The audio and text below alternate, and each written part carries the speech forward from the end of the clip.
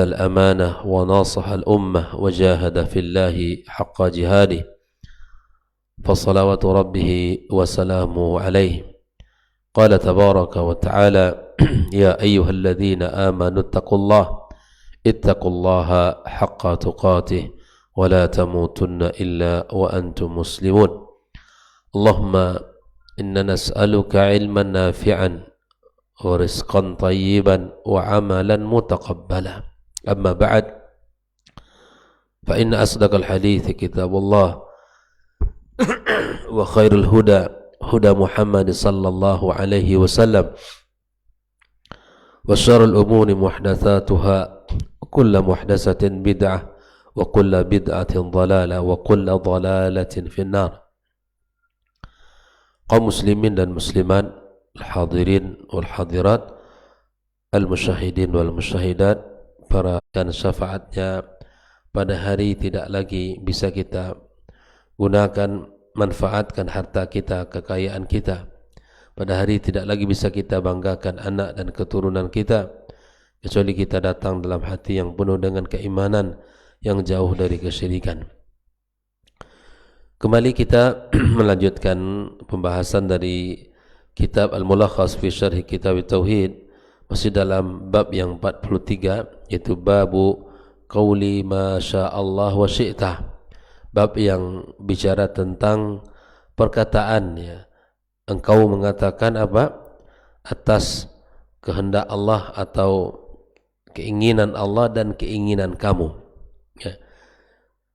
Pagi kemarin kita sudah bahas sebuah hadis yang dibawakan oleh Imam Nasa'i dalam kitab sahihnya, ya, dari Qutailah, di mana seorang Yahudi datang ke Nabi SAW dengan mengatakan innakum tusyrikuna taqulun ma syaa Allah wa syi'ta wa taquluna wal Ka'bah. Nah, ini adalah perkataan orang Yahudi yang datang mengatakan perkataan itu ke Nabi.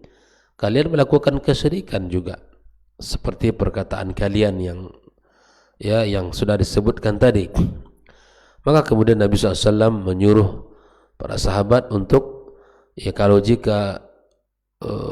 ingin bersumpah maka bersumpah atas nama, ya, Allah, seperti ya Rabbil Ka'bah wa yaqulu ma sya'allah thumma syi'ta.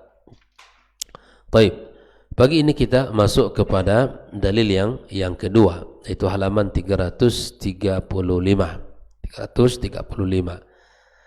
Berkata Syekh Muhammad ibn Abdul Wahhab, walahu, di sini maksudnya Imam Nasa'i, dari jalurnya juga, aidan anin Nabi sallallahu alaihi wasallam, dari jalur atau dari Imam An-Nasa'i, dari jalur Ibnu Abbas radhiyallahu taala ya, Abdullah bin Abbas, anna rajulan, sesungguhnya seorang laki-laki, ya, rajul, qala lin Nabi sallallahu alaihi wasallam, berkata kepada Nabi, ya, masya Allah wa syi'ta. Ini masih dalam ucapan, ya, masya Allah wa syi'ta, ya, atas keinginan kamu dan keinginan Allah dan keinginan kamu, atau kehendak Allah atas kehendak Allah dan kehendak kamu. Lalu Nabi SAW mengatakan, aja'altani lillahi nidda, apakah engkau ingin jadikan aku bagi Allah sebagai tandingan? Nah, ini kan masih dalam bab yang sebelumnya dipahami oleh Nabi SAW, bab yang ke-42 tentang firman Allah Subhanahu wa taala, fala taj'alu lillahi nidda. Ya, dipahami oleh Nabi SAW bahwa perkataan seseorang tadi yang mengatakan atas kehendak Allah dan kehendak kamu, Nabi langsung mengatakan, aja'altani lillahi nidda, apakah engkau jadikan bagiku, ya, aku bagi Allah sebagai tandingan. Nabi tidak suka perkataan itu, dan ini menunjukkan bahwa perkataannya, ya, bermasalah. Perkataannya mencacati dari sisi keyakinan, akidah, ya. Dari sisi di mana seseorang mengatakan bahwa Allah Subhanahu wa taala itu, atau makhluk, setara dengan Khalik di dalam makna ucapan dia. Sampai pada pembahasan sebelum kita katakan walaupun dia tidak meyakini itu dilarang, Apalagi dia meyakini itu Khalik dengan makhluk sama. Kata Syekh Shalih Al-Fauzan bahwa wa illam yaqsud bidzalika, ya, walaupun dia tidak bermaksud mengatakan perkataan itu bahwa Khalik dan makhluk sama, ya, walaupun dia tidak bermaksud, tapi di dalam ungkapan itu terdapat makna at-tasyrik, bal masya Allahu wahdah, ya. Makanya seperti yang kita sudah sampaikan contoh, alhamdulillah, ya, atas izin Allah berjalan semua kegiatan kita dengan baik. Seluruh, ya, stakeholder yang ada diberikan taufik oleh Allah, dan seluruh murid-murid kita pun diberikan taufik oleh Allah, ya, didukung dengan seluruh tim yang ada sehat walafiat. Semua itu kita kaitkan cukup dengan apa? Allah semata. Bal masya Allahu wahdah. Jelas ya? Jadi ini lebih baiknya. Nah, mari kita lihat perkataan Syekh Shalih Fauzan walahu di dalam kalimat di atas, ayin Nasa'i, Al-Imam An-Nasa'i, ya, Al-Imam An-Nasa'i. Aja'altani, ini merupakan istifham inkar. Nabi tidak menyukai ini. Aja'altani lillahi nidda, engkau jadikan aku bagi Allah sebagai tandingan. Nabi tidak suka. Dan ini istifham tidak butuh jawaban, tapi perkataan itu menunjukkan ketidaksukaan Nabi, inkar, ya. Niddan ay syarikan, sekutu bagi Allah. Nid, ya, itu adalah sekutu, ya, nudhara, ya, nadhir wa nudhara. Nah, al-ma'na al-ijmali lil hadis, makna global daripada hadis ini apa? Ankara sallallahu alaihi wasallam, Nabi mengingkari. Apa yang diingkari Nabi? Perkataan orang tadi, masya Allah wa syi'ta. Nabi tidak suka dengan perkataan itu. Nabi menolak, mengingkari.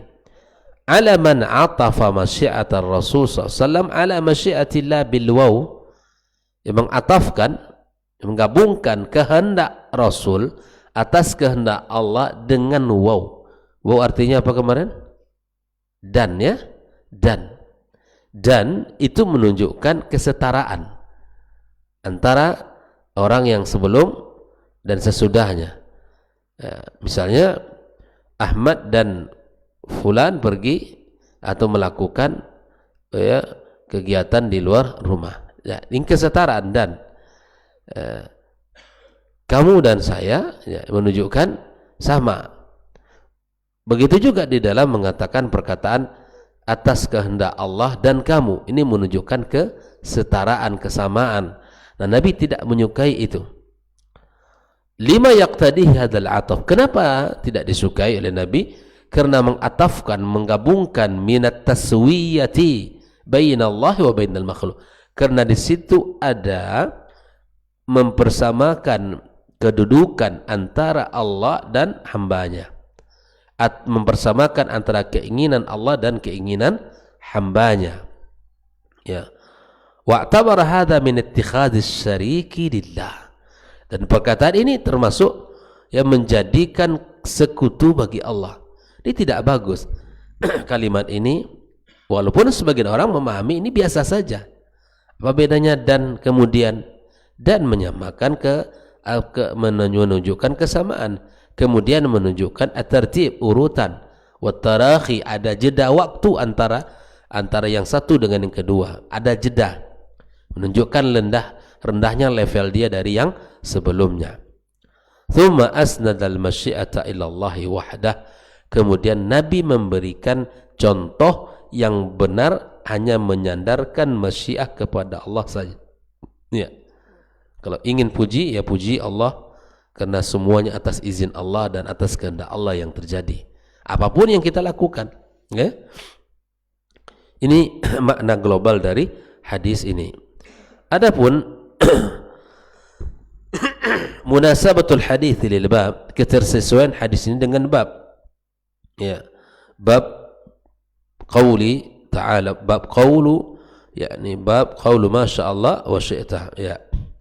Naam, atau babu qawli masya Allah wa syi'ta.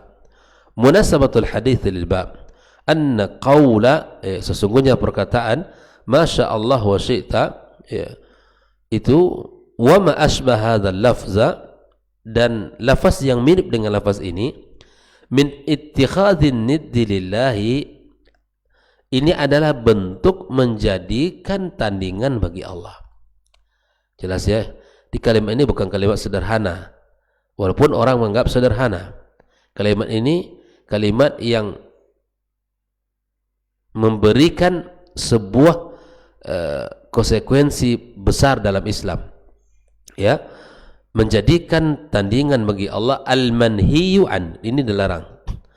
Biqaulih fala taj'alu lillahi andada wa antum ta'lamun, ayat daripada surah Al-Baqarah 22. Itulah ketersesuaiannya, bahwa perkataan ini dilarang dan sejenis perkataan ini juga dilarang, dan ini bagian daripada menjadikan tandingan bagi Allah, dan ini adalah sesuai dengan firman-Nya, fala taj'alu lillahi andada wa antum ta'lamun. Ikhwa fillah rahimakumullah, di dalam kehidupan kita terkadang memang berbagai hal yang terjadi. Terkadang kita tidak menyadari ucapan itu, dan banyak ucapan-ucapan itu bisa menyebabkan kita masuk surga, dan bisa juga ucapan itu tanpa kita sadari bisa menyeret kita ke dalam neraka. Nah, perkataan yang seperti ini menyeret kita kepada suatu dosa, itu kesyirikan, dan ini tidak boleh dilakukan, ya. Karena kesyirikan adalah hal yang paling dibenci oleh Allah Azza wa Jalla, baik itu syirkul akbar maupun asyirku al-asghar, tetap saja dia tidak dibenarkan, ya. Terakhir, ma yustafadu fil minal hadis, pelajaran apa yang bisa kita ambil dari hadis yang barusan kita baca ini. Yang pertama, an-nahyu an qawli, larangan mengatakan masya Allah wa syi'ta, atas kehendak Allah dan kamu.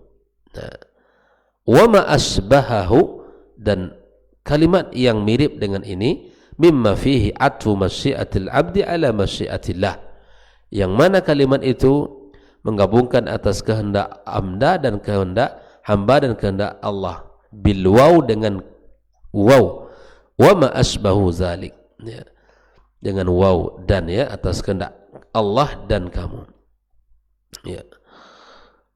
Ini adalah dilarang, ya. Seorang ayah juga berkata ini di rumah, maka jangan sampai ini, ya, menjadi sebuah kalimat ucapan yang terus menerus. Yang kedua, anna man sawwal abda billahi walau fi syirkil asghar faqad ittakhadahu niddan lillah. Barang siapa yang menyamakan antara hamba dengan Allah walau dalam kesyirikan kecil, hukum tadi, ya, maka sungguh telah menjadikan Allah telah menjadikan tandingan baginya. Jadi kalimat ini dilarang, ikhwah fillah, ya. Tak boleh kemudian kalimat ini menyamakan antara hamba dengan Khalik. Tidak mungkin itu terjadi, ya. Tidak mungkin.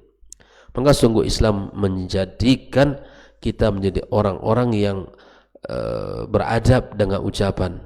Ini kalimat yang tidak menunjukkan, ya, adab, ya, karena menyamakan antara makhluk dengan Khalik, menunjukkan kalimat yang tidak memiliki adab. Seseorang, ya, beradab dengan Allah dengan menggunakan kalimat-kalimat yang baik, tidak menyamakan dia Allah dengan makhluknya, ya.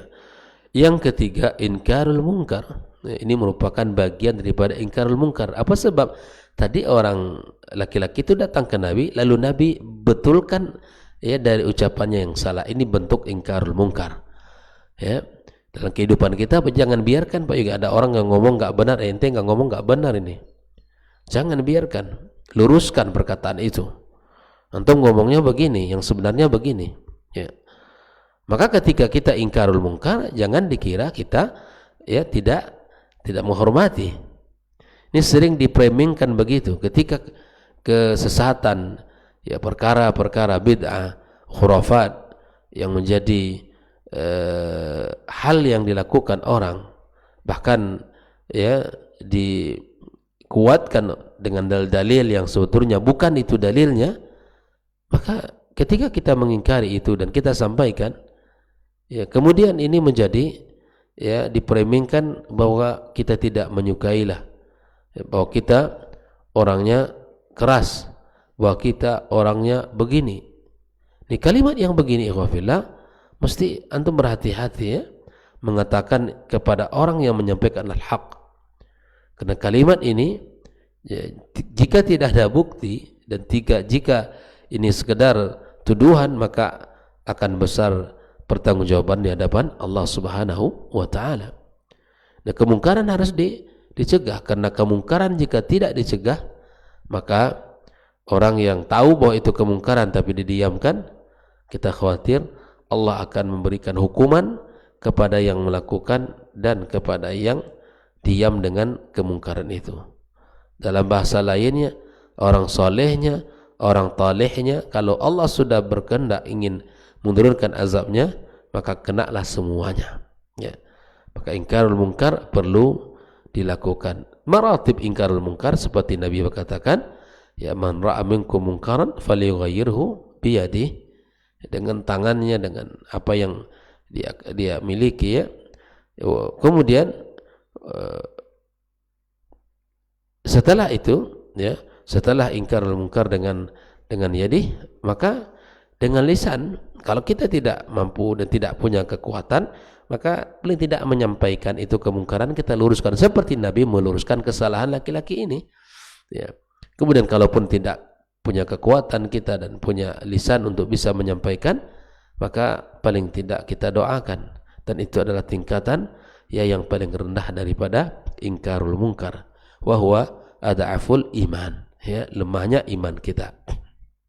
Nah, yang keempat, anna Rasulullah SAW qad hama himat tauhid wa sadda turuq asyirki. Inilah keteladanan yang dicontohkan oleh Nabi kita Muhammad sallallahu alaihi wasallam, bahwa dia telah menjaga kemuliaan tauhid, kedudukan tauhid, karena tauhid adalah asas segala sesuatu. Tauhid adalah kuncinya surga ya. Tauhid adalah jalan keselamatan, dan tauhid adalah kewajiban pertama dan terakhir. Tauhid menjadi tujuan kita diciptakan Allah. Ini adalah kemuliaan dan keagungan. Jika kita bertauhid kepada Allah, ya, maka kita akan terjaga, ya, dan kita akan mendapatkan kemuliaan di sisi Allah Subhanahu wa taala. Dan ini juga salah satu bentuk keteladanan dari Nabi kita, wasadda turuq asyirki, dan menutup jalan-jalan kesyirikan. Jadi subhanallah, qudwah kita adalah Nabi kita Muhammad sallallahu alaihi wasallam.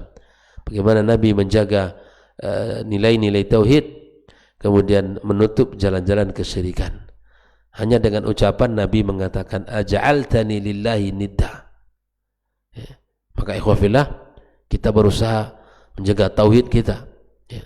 Karena kita berusaha menjaga akidah kita.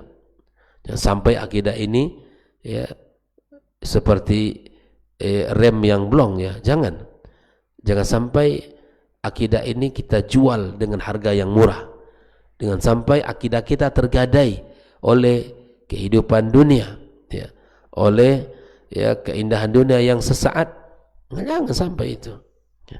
Maka kemungkaran mesti kita ingkari, kemudian tauhid mesti kita jaga, dan mari kita sama-sama ya perhatikan, karena itu adalah jalannya surga Allah Azza wa Jalla. Ya, ketika di dalam Sahih Bukhari, Al-Wahhab Ibnu Munabih mengatakan, alaysa qaulu la ilaha illallah dia miftahul jannah, bukankah kalimat la ilaha illallah adalah kunci surga?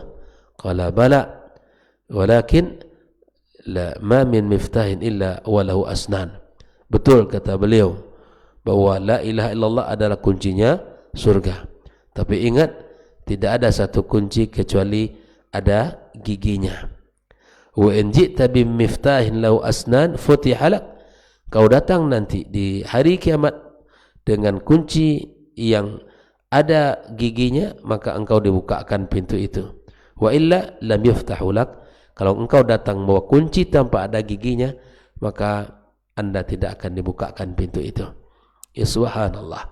Kita harus menjaga ya gigi-gigi daripada tauhid adalah syurutu la ilaha illallah wa nawaqiduha.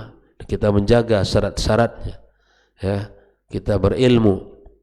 Ya, kita yakin, kita ikhlas, kita menerima, kita jujur, kita penuh dengan cinta kepada Allah Subhanahu wa ta'ala. Ya. Dan kita juga menjaga daripada hal-hal yang membatalkannya.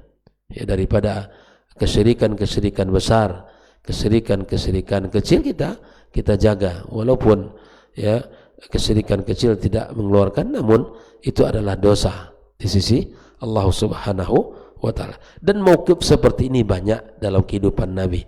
Meluruskan kesalahan itu banyak sekali ya. Dan Nabi SAW melakukan itu agar Islam yang dibawa oleh beliau, yang dirisalahkan kepadanya, yang diutusnya dia untuk menyampaikan ini adalah benar-benar sesuai dengan diingini, agar hamba menjadi hambanya Allah semata, bukan hamba menjadi hamba bagi hamba manusia. Kita ingin menjadi hamba bagi Allah, bukan menjadi hamba manusia, atau ingin menjadi hamba makhluknya. Inilah ikhwafillah rahimakumullah, hadis yang singkat ini tapi luar biasa ya, mengandung pelajaran mahal, di mana meluruskan kesalahan adalah metode Islam. Ya, meluruskan sebuah kesalahan adalah metode dalam pendidikan kita, ya, dalam syariat kita. Jangan dibiarkan orang larut dalam kesalahan, ya. Jangan dibiarkan orang tidak tidak kembali dan bangkit dari kesalahannya. Allah Ta'ala alam bissawab. Sekali lagi mudah-mudahan bisa dipahami apa yang barusan kita bahas dari hadis jalur Ibnu Abbas ini, dan mari kita jaga ucapan kita jangan sampai menyelisihi daripada tauhid dan akidah kita. Wabillahi taufik wa sallallahu ala nabiyyina wa habibina Muhammadin wa ala alihi wa sahbihi ajmain. Assalamualaikum warahmatullahi wabarakatuh.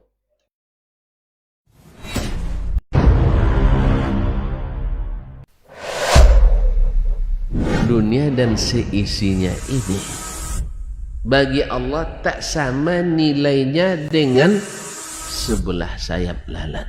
Barang siapa yang beramal untuk akhiratnya, Allah akan cukupkan baginya urusan dunia. Sayati zamanun 'alan nasi as-sabiru fihim qalqabit al-jamarah. Akan ada satu masa di akhir zaman yang berpegang teguh dengan agamanya seperti orang yang sedang memegang bara